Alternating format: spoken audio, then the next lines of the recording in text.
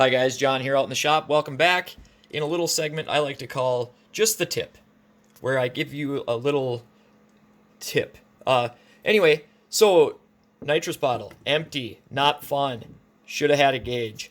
Now, fool me once, you know how that goes. So here we go. We got the bigger bottle, and this bad boy's just about empty, but I think we got a little in here. So we're gonna turn this bad boy on. You don't have to open the valve all the way.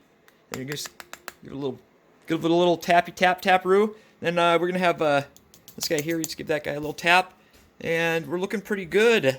Let's see, what is this guy reading? Oh, you see that? Tapped it, moved it a little bit. So we got, where are we at? I'm getting dizzy. Then okay, we just give this guy a little tap. Okay, that's a tack. This is literally a plastic lens. That's pretty cheap quality, and it's upside down. But anyway, I just kind of want to see what we got for NOS in the bottle. I got my intake plugged. Ooh, yeah, we got something. What are we doing here? Weird. But anyway, yeah. Hey, is there another gauge in that cabinet?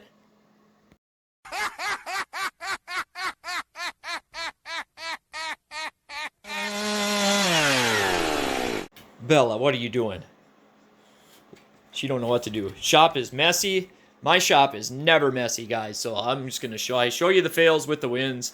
I took that thing. I got that damn thing for free, and I'm gonna make it basically a cabinet for out in the shop here. It's got doors and all kinds of stuff, so I had to take it apart to get it in here. And then I kind of wrecked the door. Anyway, why am I telling you all this? Rearranging. But I want to take this time to talk about the MS250. I'm getting so many comments on that. Guys, I'm not kidding. I love the MS250. I really do. It's a different thing. I don't port them. I don't do anything to them. I convert them to 3/8 pitch chain and put a rim sprocket on it if you can. And then other than that, open up the muffler a little bit. I don't do timing advances or nothing. I just think the 250 is a saw that is so much better than it should be. It's a little plastic body clamshell homeowner saw, but you'll hear so many stories of guys that had MS250s that they ran the absolute snot out of them, and they still go. My in-laws have them, and they don't, if they see this, no offense, guys, but they don't sharpen their chains. I mean, they're like cutting with spoons and not cutters, you know what I mean? They don't square file. They just like hit the edge of their cutter with a hammer, round it off. And that's really tough on saws, and they still run. People, again, no offense, people that own MS250s don't run good fuel and all that. They just are so durable. But now that I've talked them all up, and I'm going to prove to you, I do love the MS250. I'm not kidding. I'm going to go buy one. So I'm going to buy one, and I'm going to port it because I've never done it before. It's a clamshell, so I'll have to do the bearing pockets, and it'll be kind of interesting. Right, Bella? Be kind of interesting. She's super excited for this deal. And then we'll see what we can get out of the MS250. I think it'd be kind of fun. And then that is going to be like my prized possession. So right away, I am going to get a rim sprocket for it if I can. And I hope to God I can find a one that has a high and low adjustment on the carb. That is like the unicorn MS250. If you got one of them, hang on to that bad boy. If I can't find one, I'll have to order the carb. So one way or another, we'll figure it out. And maybe we'll see maybe a guy can mod them. There's probably guys that do it. I just haven't messed with them. But again, I like it for a different reason, guys. Here's my vote for saws in their categories. Pound for pound champ, power to weight, 200T. Best all around, bang for your buck, and just a real rugged blue collar badass saw. MS250. And the biggest letdown, I'm going Stihl in all of these. Biggest letdown saw I've ever ran in my life, MS880. Good Lord, what a gutless wonder that thing is. 120 cc's and 0 power. I'm actually looking for advice on two things. So I bought this welder, and it wasn't real expensive, but it was probably like $400 or $500. It worked really good because I don't use gas. I don't do a lot of welding, but this thing, even gasless, worked so good. I have the ability to hook a bottle and the gun and everything up. But then after I used it a little bit, I'm like, I don't even think I need the bottle. And then the wire feed stopped working. Something went wrong with it in the circuit board, so I got to bring it back. But are these good welders? It seemed really good. The guy, I called the service center, and they said it was just a fluke thing. They're like, dude, it literally had to just be a fluke thing. They usually are pretty good. So I don't know. I think I'm going to get the same damn one. That way, if I want to hook gas up, I can. And, oh, yeah. What was I going to... Oh, no, nitrous. So every time I fill these nitrous bottles, I get down to the last... You know, it's a 10-pound bottle. They never get the damn thing full. They don't use a filling station. They just do what I do, and they put it in the freezer and warm the other bottle up, and they give me the best they can. You know what I mean? So, but it's kind of sucks because they charge to do it.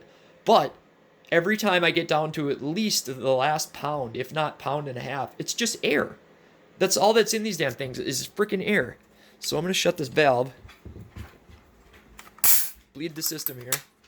And, maybe I'll keep talking while I do this, but I have about, now I've been screwing around with it. I've been burning it, you know, just dumping it out in the atmosphere. But I bet I have at least a half pound, 3/4 of a pound probably of nitrous in it. And this was all the way from like a pound and a half. This was, there's no, that's just air. I mean, that's nothing. I tipped it upside down. There's siphoned bottles. Like, I know this sounds stupid. Are you supposed to shake them up when you use them or something? What the hell's the deal? Why am I getting like 8 pounds of nitrous and 2 pounds of air? That sucks. I didn't think air weighed anything. There's one for you. I'm going to think on that. I'm going to think on that one. How much is air weigh? What's heavier, a pound of air or a pound of feathers? I don't know. That one gets me. But big things, guys. 881. You know, it's been done for a while, just haven't ran it yet. I have the 084 carb, and it is hooked up to the wide open throttle position switch. Oh, you hear that? That's a beautiful sound. Woo! We're going to get some. So, yeah, I could literally put that on the NOS saw, but I got no NOS. And, yeah, the turbo is on there. You seen that thing spinning, didn't you? I don't have any nitrous to spin it, but trust me, guys. So, to you guys that we're like, you can't create boost if you don't use the exhaust and all that, and you telling me all these ideas. What did I just do? So when the nitrous is full and there's an impeller and shit on there, I get like 2 pounds. So it's not a whole lot, but I'm not done yet. But also when the nitrous is in there, not just air, it's a lot more dense. It's gonna move that impeller faster. I know it is. So yeah, there we go. I am hooked up. And that is my idea, my friends. I have to do the plumbing for the second carb and all that, and it's gonna be wild. I don't know if it's even gonna be on this saw.